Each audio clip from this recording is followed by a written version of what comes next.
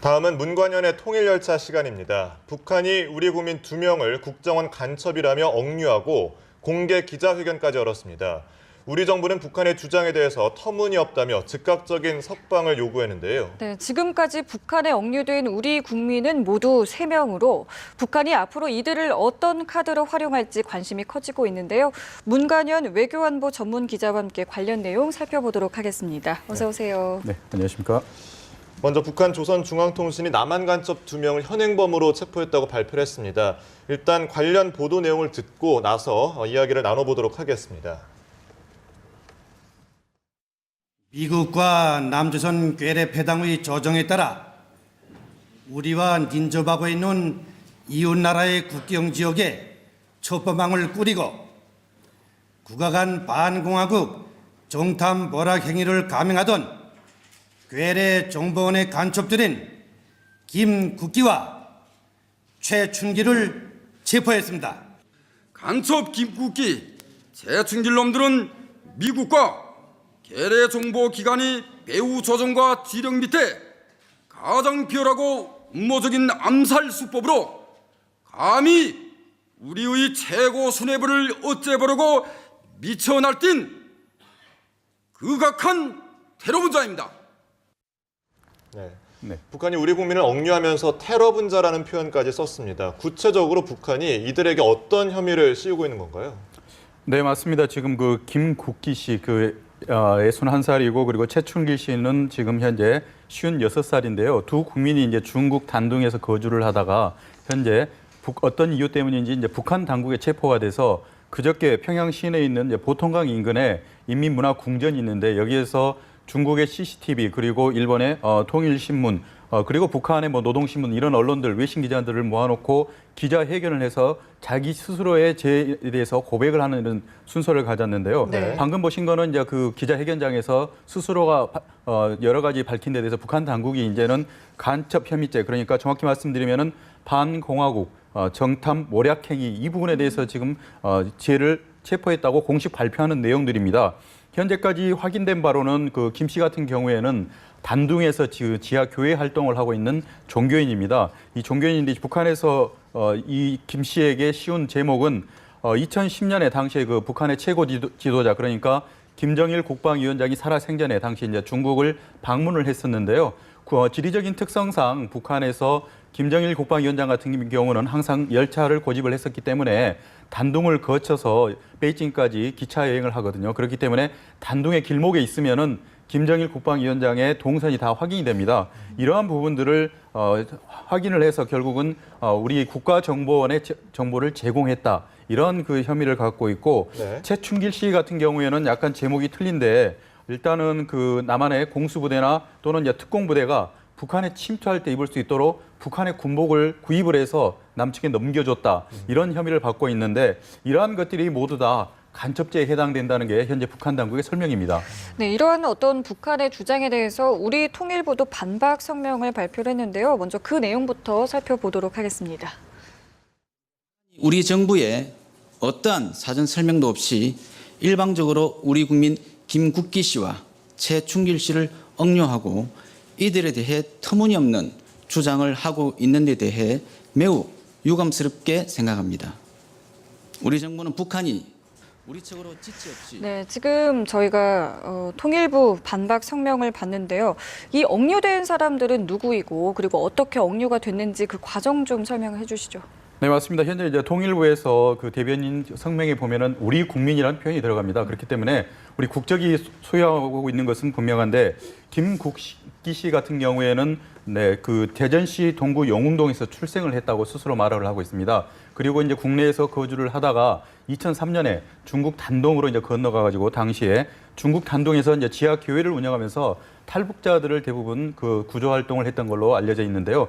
탈북자들에게 먹을 것을 제공하고 잠자리를 마련해주고 하는 등 이러한 과정에서 이제 그 어느 정도 선교 활동이 있었던 걸로 확인이 되고 있고 최춘길 씨 같은 경우에는 강원도 춘천시 이제 효자동에서 출생을 했다 이렇게 스스로 얘기를 하고 있는데요. 본인 같은 경우에도 이제 김 씨와 마찬가지로 2003년도에 이제 중국으로 이제 건너가가지고 중국에서 활동을 하다가 국가정보원 어떤 그 위장 요원에게 매수가 돼가지고 첩보 활동을 했는데 지난해 12월 달에 북한에 들어가서 기금속을 빼가지고 중국으로 넘어가려고 하다가 국경 수비대에 체포가 돼서 현재 오늘 나온 걸로 현재 알려지고 있습니다. 네. 이렇게 되면 2013년에 억류된 김정국 선교사를 포함해서 우리 국민 모두 3명이 억류가 되는 상태인데 우리 정부의 석방 요구에 북한은 묵묵부답이고요. 그렇다면 앞으로 이 남북 관계에 있어서 어떤 변수로 작용할 수 있을까요? 네, 맞습니다. 현재 우리나라 국민이 지금 현재 북한에서는 김정국 선교사까지 포함을 하면 이제 모두 3명이 현재 공식 체포가 돼 있는 건데요. 우리 정부로서는 조속한 석방을 현재 촉구를 하고 있는 상태입니다. 북한이 말하는 여러 가지 간첩죄, 본인들이 말하는 반공화국 정보 수집 이런 거는 일단은 이 송환된 이후에 진상을 확인할 때 가능하기 때문에 일단 북한 측에는 당장 석방을 해달라는 게 우리 정부의 입장인데 일단 북한이 이 석방 과정에서 자신들의 정치적인 목적을 극대화할 가능성이 높습니다. 그러니까 남북이 결국 이제 협상 테이블에 앉아서 양측이 서로의 입장을 얘기를 할 때 북한 측에서 원하는 것을 들어줄 때 이들에 대한 석방이 이루어질 것이다. 이렇게 내놓을 가능성이 있는데 그렇다면은 현재까지 남북에 있어서 서로 현안으로 걸려 있는 것은 북한이 요구하고 있는 것은 천안함 폭침에 따른 오이사 조치. 네. 이 오이사 조치를 해제해 달라는 게 북한 측의 일관된 입장입니다. 네. 그리고 함께 우리가 생각을 할 수 있는 것은 금강산 관광을 이제 재개를 시켜달라. 아울러서 한미연합 군사훈련, 그러니까 키리졸브와 독수리 연습, 아울러서 이제 을지 프리덤 가디언까지 이러한 한미 간에 이루어지는 군사훈련들도 모두 중단시켜달라. 이러한 것을 요구하기 위한 협상의 지렛대로서 우리 국민들 3명에 대한 석방을 갖다가 카드를 내밀 가능성이 높다 이렇게 보고 있습니다. 그야말로 인질 외교라고 볼 수가 있는데요. 과거에도 북한은 인질 외교를 미국을 상대로 하지 않았습니까? 그때 당시 어떤 효과라고 해야 될까요? 그 결과는 좀 어땠습니까? 네, 과거 같은 경우에는 이제 2009년도에 당시에 이제 중국과 북한 지역에 탈북 여성들이 성매매 활동을 하고 있다는 것을 우리 교포 여성 둘이 들어가서 취재 활동을 했습니다. 로라 링과 유나 리가 북한과 중국의 접경 지역에서 취재 활동을 하다가 결국 이제 북한의 공안 당국에 체포가 돼가지고 억류가 돼서 5개월 동안 북한에 있었는데요. 빌 클린턴 전 대통령이 2009년에 북한에 가서 결국은 이들을 함께 데리고 미국으로 갔고요. 지난해 같은 경우에는 이제 미국인들이 3명이 당시에 억류가 돼 있었을 때 미국의 제임스 클래퍼 DNI 국장이 직접 북한을 들어갔습니다. 그리고 네네. 북한과 협상을 해서 결국은 케네스 벨을 비롯한 미국인 인질 억류들을 데리고 미국으로 이제 그 귀환을 했었는데 네. 이처럼 그 미국인 인질들 또는 이제 제3국가 외국인들이 북한에 억류됐을 경우에는 특히 북한이 생각하기에는 고위급 또는 이제 고위급에 영향을 미칠 수 있는 저명한 인사들이 대부분 북한을 들어가서 석방 과정에서 협상을 하는 과정이 나오고 있습니다. 그렇기 때문에 미국과 또는 이제 우리 남북 간에 북한에서 협상을 하기 위해서 대화의 어떤 하나의 빌미를 삼기 위해서 이러한 석방 인질 외교를 적극적으로 활용할 가능성은 높다 이렇게 볼 수가 있는데 과거 선례를 뒤집어 봤을 때는 클린턴 전 대통령이나 클래퍼 국장이 직접 북한을 갔지만 이 인질 석방과 현안의 정치적인 협상과는 별개라는 선을 분명히 긋고 들어갔기 때문에 이들 석방 과정에서 북한의 어떤 당근책을 제시한 적은 전혀 없다. 이런 부분을 봤을 때는 북한이 과연 우리 국민을 3명을 잡고 어떤 인질 외교를 벌였을 때 우리 정부도 역시 북한 측에 과연 끌려가면서 뭔가 내줄 수 있냐 그렇게 보는 시각은 아주 지금은 적다 이렇게 볼 수 있겠습니다. 네, 북한이 또 어떤 외교적 카드로 꺼낼지는 앞으로 지켜보도록 하고요. 이번에는 사드 이야기를 좀 해보겠습니다. 마틴 댐프시 미 합참의장이 방한을 하면서 이 최윤희 합참의장과 회담을 가졌는데 사드에 대한 언급이 없었다고요? 네, 맞습니다. 이제 우리 정부는 현재까지도 계속 사드에 대한 입장은 미국 측으로부터 요청도, 협의도, 결정된 바도 이 3가지가 전혀 없었다는 것이 일관된 입장입니다. 네. 하지만 미국에서는 계속 여러 루트를 통해서 사드 협의 가능성에 대해서 언급을 했는데 말씀하신 대로 이제 마틴 댐프시 합참의장이 그저께 한국을 방문해서 오늘 아침에 이제 출국을 했는데 이번 협상 과정에서 통합 대공 미사일 방어에 대해서 어느 정도 협상이 진전이 있었다 이렇게 표현을 하고 있는데 과연 이 통합 대공 미사일이 포함하는 것에 사드가 포함될 수 있냐 아니냐에 대해서는 많은 사람들이 의문을 갖고 있는데 네. 일단은 일단 댐프시 의장이 한국을 방문하기 전에 일본을 들렸다 들어왔었거든요. 근데 일본으로 입국하는 과정에서 당시에 이 사드 배치 가능성에 대해서 어느 정도 언급을 했었기 때문에 이번에 미국 측에서는 이런 사드 배치 논의 가능성에 대해서는 분명히 있었다는 점을 좀 흘리고 있고 우리 정부는 아직까지도 없었다 이렇게 얘기를 하는데 우리 정부로서는 이 사드 배치가 가져오는 우리 주변국의 반발이 가장 우려가 되기 때문에 특히 이제 중국 같은 경우에는 이 사드 배치에 대해서 모든 그 외교 채널을 동원해서 반대하는 입장을 보여왔거든요. 네네. 그렇기 때문에 우리는 현재까지는 없었다는 공식 입장을 밝히고 있는 것입니다. 어쩌면 좀 타이밍을 살피고 있는 건 아닌가라는 생각이 드는데요. 그렇다면 본격적으로 논의가 될 시기는 언제쯤이 될까요? 네, 아무래도 이제 그 댐프시 합참 의장이 이제 오늘 이제 출국을 하면은 다음 달 초 얼마 있지 않아서 애시턴 카터 미 신임 국방장관이 한국을 방문할 가능성이 높거든요. 이 카터 국방장관 같은 경우에는 미사일 방어 체계를 적극적으로 옹호한 당사자입니다. 그리고 과거에 있어서도 그 북한의 핵 위기가 있었을 때 북한에 대해서는 당시에 선제 공격을 또 주장했던 굉장히 강경한 입장을 보이고 있는 미국의 신임 국방장관이기 때문에 만약에 카터 장관이 한국을 방문할 경우에는 이 사드 문제에 대해서는 논의하지 않을 이의가 없다 이렇게 보는 분들이 많이 있습니다. 그렇기 예. 때문에 평소에 카터 국방장관이 특히 언급을 했던 내용들을 미뤄봤을 때 아니면 지난번에 그 미 상원 군사위원회 청문회에서 당시에 그 북한의 미사일 위협이 미국에도 직접적인 위협이 될 수 있다. 이런 그 구체적인 언급을 했었기 때문에 이러한 북한의 미사일 위협을 막기 위해서는 한반도의 사드 배치가 정당하다는 점을 우리 국방당국 또는 당국자들에게 역설할 가능성이 높다 이렇게 보고 있습니다. 네, 조금 전에 말씀을 해주셨지만 그동안 중국이 꾸준히 한반도 내 사드 배치에 반대 입장을 피력해 왔는데 우리나라가 최근에 중국이 주도하는 아시아인프라 투자은행의 가입 의사를 밝혔고요. 미국이 별다른 이견을 보이지 않았습니다. 그렇다면 이번엔 중국이 이 사드 배치에 대해서 한 발 물러설 가능성도 있을까요? 네, 그 왕이 외교부장이 한중일 외교장관 회담을 위해서 지난주에 주말에 이제 한국을 방문을 했었는데 당시에 이제 사드 배치에 대해서 본격적으로 중국의 입장을 내놓을 것이다 이렇게 얘기를 했는데 많은 기자들의 질문에 대해서 왕이 부장의 답변은 이미 사드에 대해서는 얘기할 만큼 다 했다 이렇게 얘기를 했습니다. 뒤집어서 얘기를 확인을 해보면은 앞서서 방문했던 유젠차오 중국 외교부 부장조리 우리 이제 외교부로 따지면은 차관보에 해당하고 결국은 이제 한반도 정책을 담당하는 실무자거든요.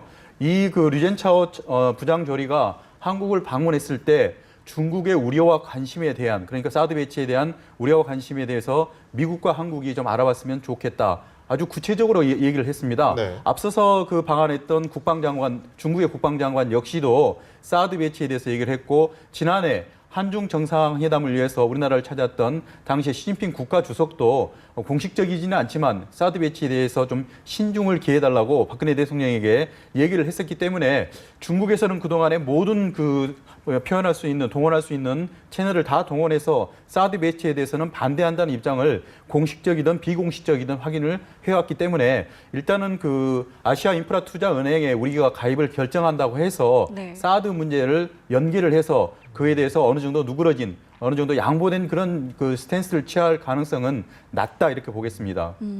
그리고요, 이 사드 논란을 두고 우리 측과 미국 측의 어떤 엇박자가 계속해서 나타나고 있습니다.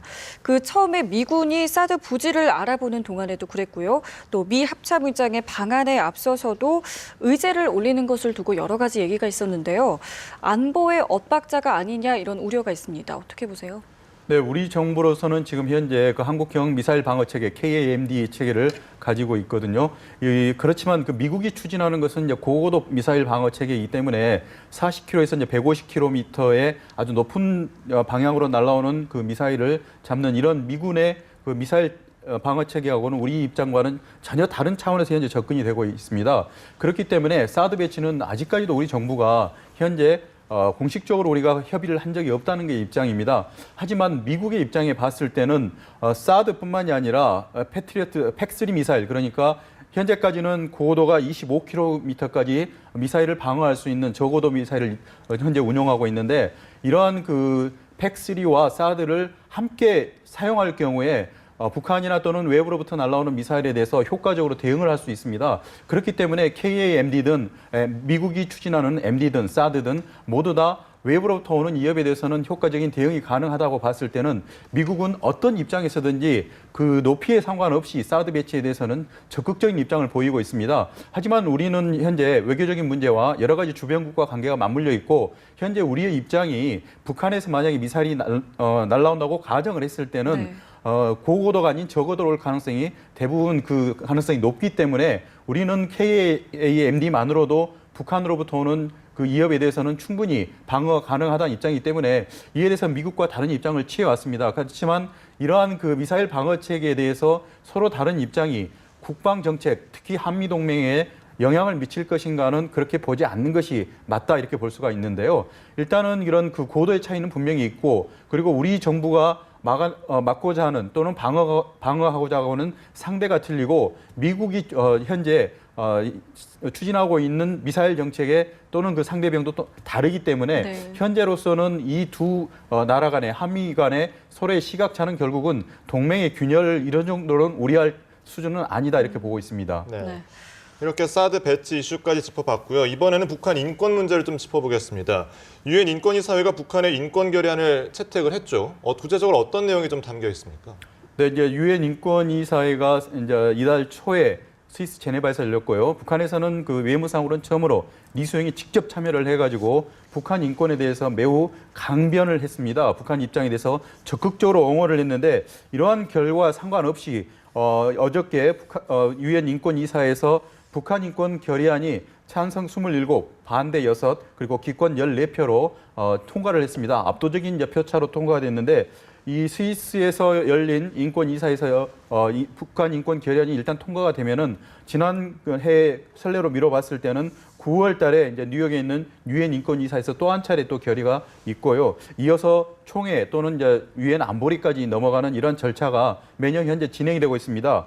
이번 그 통과된 북한 인권 결의안에는 오는 9월 뉴욕에서 열리는 유엔 인권 이사회에서는 북한의 외국인 납치나 또는 그 강제 실종 등에 대해서 특히 이제 북한의 또 인권 상황에 대해서 패널 토론을 이제 개최를 해야 된다. 그래서 구체적으로 북한 인권이 어떻게 현재 열악하게 진행이 되고 있는지에 대해서는 낱낱하게 이제 공개를 해야 된다는 입장을 했었고요. 특히 서울에 이제 설치될 예정인 북한 인권 현장 사무소가 이제는 유엔 차원에서 지원을 해서 빨리 하루빨리 조속히 결과를 낼 수 있도록 해야 된다 이런 입장을 가지고 있습니다. 그렇기 때문에 북한 인권에 대해서 이번에 유엔 인권 이사회가 결의안을 통과시킨 것은 더더욱 북한의 인권을 갖다가 압박할 수 있는 좋은 계기를 마련했다 이렇게 평가할 수 있겠습니다. 네, 그런데 북한은 지금 이 결의안에 대해서 강하게 반발을 하고 있는데요.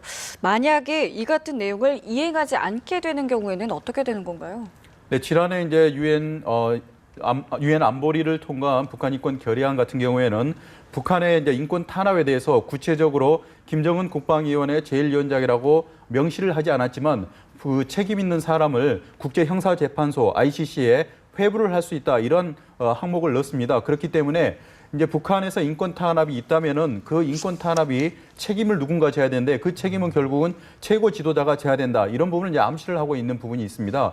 그렇기 때문에 이런 그 국제사회의 압박은 이제는 그 북한이 그동안에 수많은 인권 탄압을 했음에도 불구하고 북한의 그 지도부에 대한 책임을 묻지를 않았습니다. 네. 하지만 이제는 이제 북한 인권 결의안이 통과가 된 상태라면은 앞으로 북한 인권 탄압 사례가 구체적인 상황별로 나올 때 그에 대한 책임을 이제는 상대적으로 물을 수 있기 때문에 북한 지도부에 대해서는 충분히 압박할 수 있는 가능성이 크고요. 이러한 그 북한 인권 결의안에 따라서 국제사회로부터 만약에 국제형사재판소에 북한의 최고 지도자가 회부가 됐다면은 당장 5월 달에 김정은 국방위원회 제1위원장 같은 경우에는 러시아를 방문할 가능성도 있지만 국제 무대에서 활동 자체에 굉장히 제한을 받을 수밖에 없습니다. 그렇기 때문에 직접적으로 피부로 북한의 최고 지도자를 압박하고 하는 이러한 효과는 굉장히 클 걸로 볼 수가 있겠습니다. 네, 알겠습니다. 지금까지 문관현 외교안보 전문기자와 얘기 나눠봤습니다. 오늘 말씀 고맙습니다.